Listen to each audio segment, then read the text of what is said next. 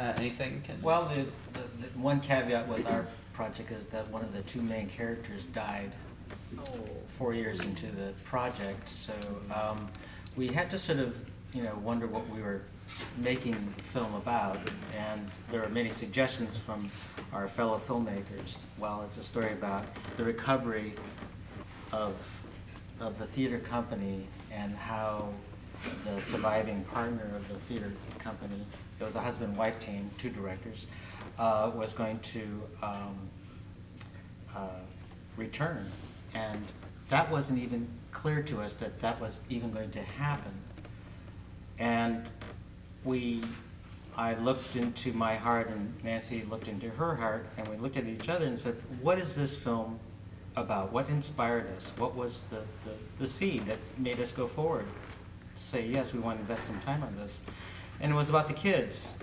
So we decided that we would just take money out of our pocket and start to shoot what was the beginnings of a recruitment.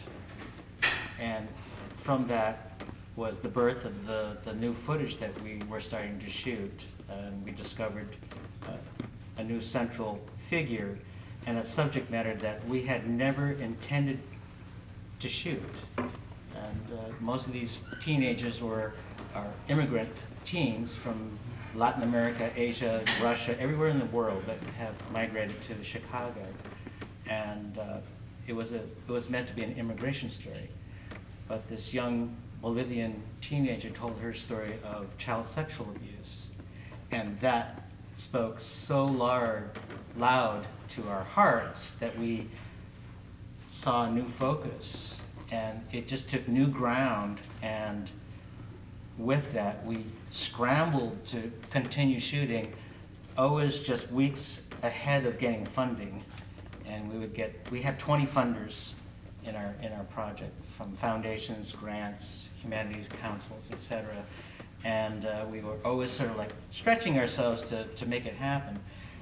It's just a decision that, with a documentary at least, that the course of the film will change, because it is about life. And there's nothing that can deny that from going forward. So you follow that course.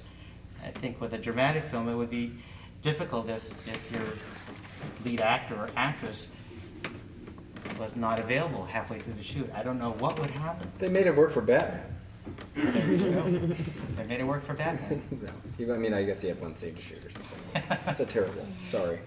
So those things can happen, and you just make a decision, or something happens, and it's a godsend, and it was a godsend, because what we have is an incredibly powerful story about child sexual abuse, as it's manifested through theater, so that our character can have control of her own narrative of her own life and leave the character behind. All of this we're discovering as we're shooting.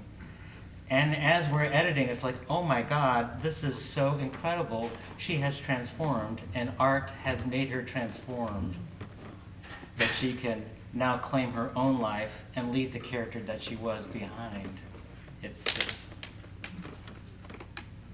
Well, now you just talked about, through the editing, you started seeing things that you'd never expected, and you talked about the fact that you would show rough cuts, to try and raise money. And what you have essentially is a rough cut until you hit the post-production process, which I know you guys said it took a long time. All the way through the post-production process. Yeah. So can you talk about the post-production process, problems you encounter, budgeting for the post-production process, music clearance, anything like that? I know you had, certain artists you used. How does that work? I mean, what problems did you run into? Well, let me tell you one thing. If you're making an independent film, and you're going to need to show it to anybody in post, when they give you that thing like, well, there's 2 ways you can do the dailies. You can do the super shiny dailies, or you can just do the ones that'll, the cheap and rough ones, and no one's going to see it, but you get the shiny dailies, okay? I can't tell you how many people watched, when you submit to festivals, all kinds of things with their rough cut. Get the prettiest dailies you can possibly get. Well, I think it depends I on the would film. never make that choice I think it again. depends on the film you're shooting. If you're shooting a grainy looking film, like an edgy film that doesn't have to look gorgeous. It's still going to be Well, I agree. I'm so glad that you were assuming people were shooting on film. I love that. Well, no, even on, well, we shot digital, but even Oh, okay. digital, we have dailies. I mean, our DP said, you know, do you want to have latitude now or do you want to have latitude later? And we chose later. Yeah. But if I had it to do over again, given knowing now the Yeah. number of people that are going to watch your movie in a rough cut form and how important those people are, God, no. I need it to look agree. good I right agree. I away. don't know. I think on a certain level, though, I think it's easier for the DP to have more latitude later. So in a sense, you know, you're always, there's a trade, and no matter what you do, Right. like you want to make it.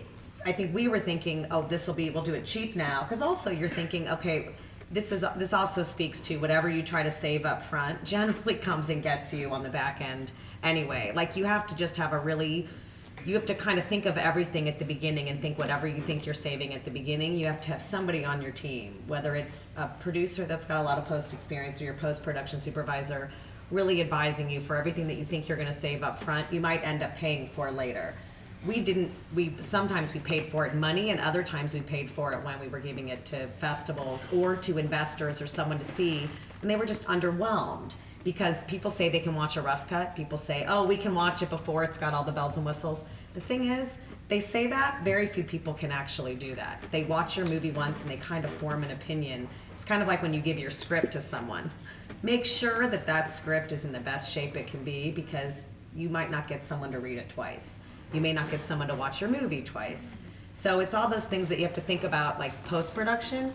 You don't want to wait until post to think about it. You want to think about post-production when you're putting your movie together at the very beginning, so that you can allow for all of those things to come up. And I don't disagree with what you said, Bob. I think at the time we were thinking save money up front, and maybe it'll be easier for our DP to have as much latitude. Well, it was near the easier, end. but what none of us counted on was, you know, We'd be in the process We for never so got into long. a festival till we Right. had a cut with mixed sound and Yeah, picture. that's You true know, for sure. I mean, you know, and also all the times you go out looking for money, I mean, we ended up having to raise more money. Well, all those people saw a version of the movie that I wish nobody ever had to see. Yeah. You know, and when I told them, I promise it's going to look better, you know, I believed it. I didn't really know it because it was all in the DP's head, really, who ended up coloring the movie at his house, you know. I mean, it's, you know, it's a funny, Right. which wasn't our original plan. But I think we all knew the movie would look better. It's a really hard case to make to investors or to festival people when they watch the movie and they can hear you say that, but then they watch it and then they form their own opinion. Well, also, nobody can really know how sound affects them. You know, you show a movie with bad sound and nobody reacts, and they don't know why, but it's because something's weird, and all they're thinking about is what's weird. Picture is a similar thing, I think, but I'm just saying, they always give you the option. When you make a movie, they're going to tell you, do you want the pretty dailies or the cheap dailies? Get the pretty dailies. That's my advice. And just talk them into doing it for the lowest price possible. Right, right. You know, get somebody on your team. Right. Hopefully, if you're doing Well, an indie movie, you want Yes to and no. I, you know, being an editor and a post-production supervisor, all I can say is that I can exploit my own time. And as a documentarian or making a documentary, what has more value, the day after the tsunami or the moment when that tsunami happens? Look at the value of that. If it's shot on a flip camera and you're actually watching it happen, which one has more value? These are tough decisions to be made for visual quality, but you know, when the camera goes down and the second camera is this crummy camera and it's in the back of the car, you grab it and you shoot. Right. And when just as you say, when you present it to a film festival, you polish it so it shines. So I do my own mixing, I color correct it, I mix the sound, I put in all the correct sound effects. It looks and sounds really grand. It's still in a rough cut form. Everything is pliable. It can still change, and I will change it. And and trust. I made 130 edits, 30 versions of the film. 40 of them were during the festival period that we were submitting. Is that we were changing the film, and I was color correcting and mixing the sound and talking to my supervisors, my sound supervisor, to help me mix it. And yes, it's you exploit yourself or you pay.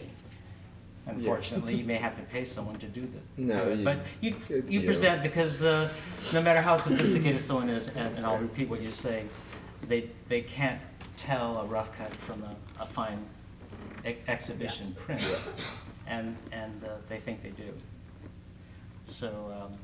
You know, the other thing we haven't talked about in terms of like going forward is delusion. I think delusion is extremely important, and you know, you really have to think it's going to be easy, or at least easier than the last one, or easier than anyone tells you it is. Yeah. So you know, I encourage that.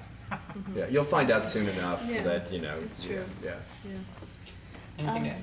Yeah, I guess I would just say, if at all possible, don't try to edit the film that you shot. Like if you shot something yourself or you're the writer, don't try to edit it yourself. This is my advice, you guys might disagree, but I think it's extremely helpful to have someone who's distanced a bit from the piece to be editing it. And of course it's got to be somebody that you really trust and you know you have a great relationship with, but I think like I never would have been able to finish this documentary if I didn't have somebody else edit it. You know, it's my family. I shot it myself for 7 years. There's just no way I could have edited that, and it was really helpful.